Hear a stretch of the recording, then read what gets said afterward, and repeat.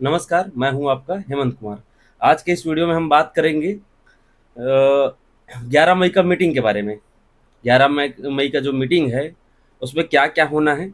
Rally होगा meeting के बाद, उसके बाद ज्ञापन, और हम सरकार से यह ऐलान करेंगे, अनुरोध करेंगे कि समयबद्ध तरीके से यदि शिक्षक भर्ती नहीं किया जाता है, तो हम हफ्ते भर के भीतर से आंदोलन के लिए लामबंद हो जाएंगे, जिसके लिए छत्तीसगढ़ के प्रशिक्षित डीएड बीएड संघ व कला संकाय के समस्त पदाधिकारियों को आना अनिवार्य होगा। जो मीटिंग है उसमें संघ के सदस्य डीएड बीएड संगठन हो या डीएड बीएड धारी हो या कला अथवा विज्ञान संकाय हो, समस्त पदाधिकारी एवं सदस्यों का उपस्थिति अनिवार्य है। जब तक आप मीटिंग में नहीं आएंगे, चीज़ों को नहीं समझेंगे, बातों को नहीं समझेंगे, हम आगे नहीं बढ़ पाएंगे। आपने चूंकि देखा होगा बर्खास्त बीएड सहायक शिक्षकों का आंदोलन, और उनसे सीखने वाली बात यह है कि बिना नेतृत्वकर्ता के भी उन्होंने इतना बड़ा सफलता हासिल की है। अच्छा, बीएड सहायक शिक्षक का जब बात आया तो उन्हीं पर बात कर लेते हैं।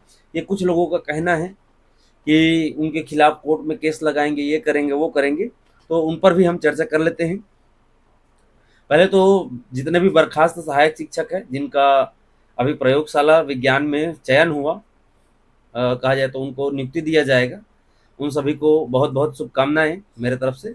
मैं ना आपके विरोध में हूँ ना आपके समर्थन में हूँ, ठीक है। इस मामले में मैं न्यूट्रल रहूँगा, क्योंकि मैं उस जगह पर बैठा हूँ जहाँ से मुझे न्यूट्रल होना अति आवश्यक है, ठीक है।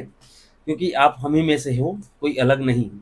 आप मानो या ना मानो, हम आप ही में से है और हम, समझ गए, ठीक है। तो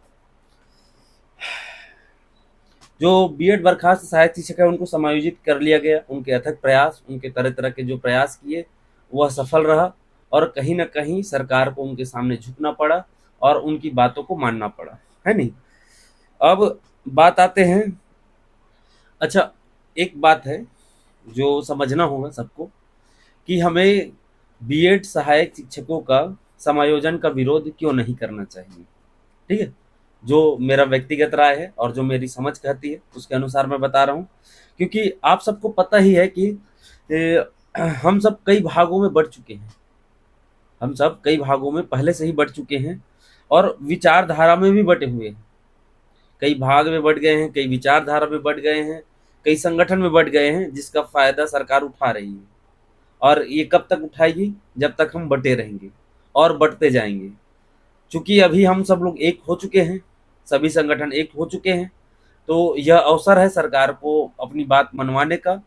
जो मोदी की गारंटी 57,000 शिक्षक भर्ती, या जो 2024 के भीतर 33,000 शिक्षक भर्ती का जो वादा किया गया था उसे पूरा कराने का एक अच्छा समय है, एक सुनहरा मौका है नहीं। क्योंकि हम सब एक साथ मिल चुके हैं, और हमें क्यों नहीं बटना चाहिए ये समझने के लिए देख सकते हैं कि चंदा चोर, फर्जी व्यक्ति बनाम शिक्षक भर्ती सक्रिय सदस्य देख लीजिए, जो विवाद चल रहा था, है नहीं।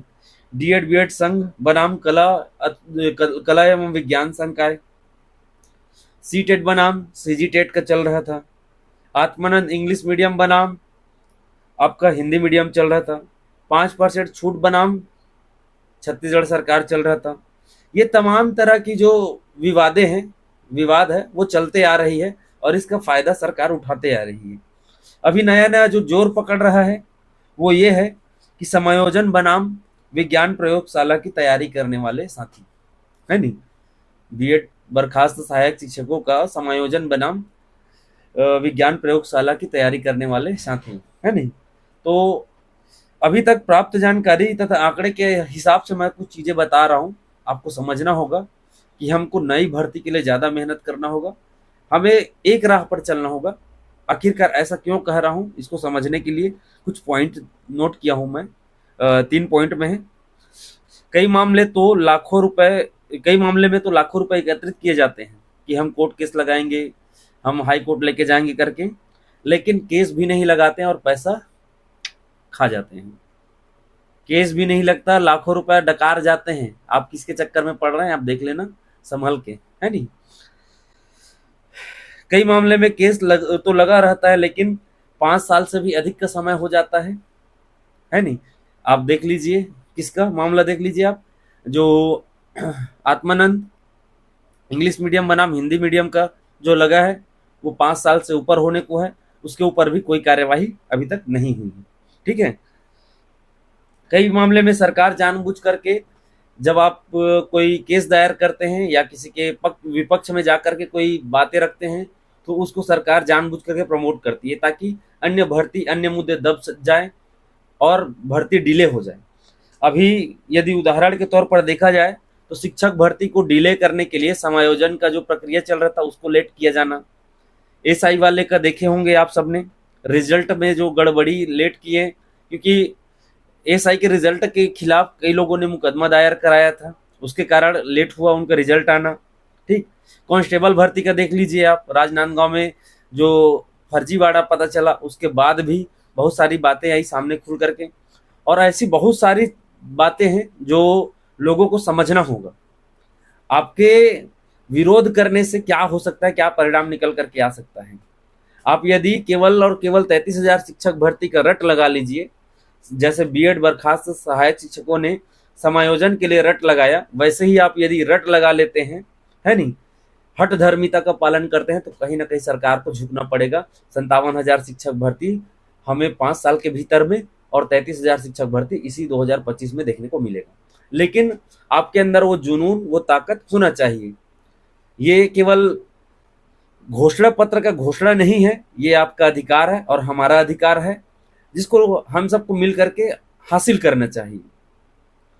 यदि हम इसके लिए सरकार के सामने नहीं आते हैं, खैर इस वीडियो के माध्यम से मैं सरकार को चेतावनी देना चाहूँगा कि आपने अभी तक बीएड सहायक शिक्षकों का हठ धर्मिता देखा है, जो मुश्किल से 3,000 लोग थे। अभी आप 4 लाख से 5 लाख परिवारों का हठ धर्मिता नहीं देखे हैं। जिस दिन युवा सड़क पर आएंगे, अपनी हठ धर्मिता पर आएंगे ना, उस दिन आप किसी भी हाल में नहीं रोक पाएंगे। इसलिए आपसे निवेदन है, आपसे अनुरोध है, आवेदन है कि आप 33,000 शिक्षक भर्ती 2025 के भीतर में ही लीजिए, नहीं तो जो हठ धर्मिता बीएड सहायक शिक्षक समायोजन के लिए किया है वो तो छोटा मोटा है, वो आप थोड़ा देखे हैं, 126 दिन तक देखे हैं, है नहीं, उससे बड़ा और उससे भयावह रूप में देखेंगे आप। युवाओं का आक्रोश का सामना करना पड़ सकता है आपको। इसलिए आपसे निवेदन है, आपसे गुजारिश है कि 33,000 शिक्षक भर्ती जल्द से जल्द निकालिए। 11 मई को मीटिंग है, मीटिंग के साथ रैली होगा, रैली के बाद ज्ञापन सौंपेंगे, है नहीं। जब तक कि हम मीटिंग में नहीं आएंगे, बातों को नहीं समझेंगे, जैसे उदाहरण के लिए आप देख लीजिए, बीएड सहायक शिक्षक का आप लीडर का नाम नहीं जानते, कोई लीड किया क्या? नहीं, सबने मिल करके एक साथ काम किया, एक ही नारा, एक ही काम। वैसे ही हमको भी एक ही नारा लेकर के चलना होगा और एक ही तरह से चलना होगा। अलग अलग राह में, अलग अलग दिशा में जाएंगे तो दिशाहीन हो जाएंगे। तो एक दिशा को फॉलो करते हुए एक दिशा में चलेंगे और जो अपनी मांगे हैं, जायज मांगे हैं, उसको पूरा करा के रहेंगे। तो आप हठ धर्मिता के लिए तैयार रहिए, हम तैयार हैं। 11 मई को मीटिंग होगा, मीटिंग के जस्ट बाद डेट फिक्स हो जाएगा कि हफ्ते के अंदर में, उसी अगले हफ्ते के अंदर में आपका आंदोलन का शेड्यूल तैयार हो जाएगा। सभी जिले का साथी, कम से कम एक जिले से 10 लोग पहुंचे उस दिन मीटिंग में, तब जाकर के हम कहीं आंदोलन कर पाएंगे और सफल रूप से कर पाएंगे। कम जनसंख्या के कारण, एक्टिव लोगों के ही होने से, उपस्थिति के कारण बहुत सारी बातें लोगों तक नहीं पहुंच पाती है, जिसके कारण हम चीज़ों को आसानी से नहीं कर पाते हैं और सरकार भी हमें रोकने में सक्षम हो जाती है। और यदि हम लोग ज़्यादा संख्या में रहेंगे और सभी बातों को समझेंगे तो कहीं ना कहीं सरकार पे जाकर के ये असर पड़ेगा।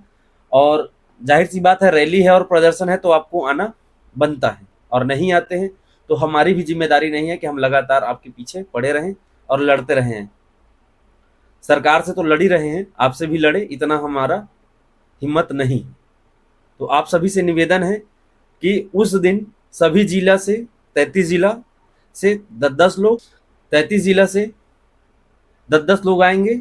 पर्याप्त संख्या होगी हमारे पास चीज़ों को समझने में, लोगों तक बात पहुंचाने में, काम करने में। तो आप सभी साथियों से निवेदन है कि ज़्यादा से ज़्यादा संख्या में उपस्थिति दर्ज करावे, ताकि हम अपने मीटिंग, रैली और प्रदर्शन को अच्छे से कर पाए और आगे की रणनीति को बहुत अच्छे से और सुनियोजित तरीके से सफल बना सकें। तो सभी साथियों को जो जो यह वीडियो देख रहे हैं, वीडियो को ज़्यादा से ज़्यादा शेयर करें। सब्सक्राइब करने में नहीं बोलूँगा, इसमें मेरा कोई लाभ नहीं है, नहीं करेंगे कोई दिक्कत नहीं, मत कीजिए, लेकिन कम से कम वीडियो पहुंचना चाहिए, जानकारी सब तक पहुंचनी चाहिए। तो इसी के साथ धन्यवाद। मैं आपका हेमंत कुमार।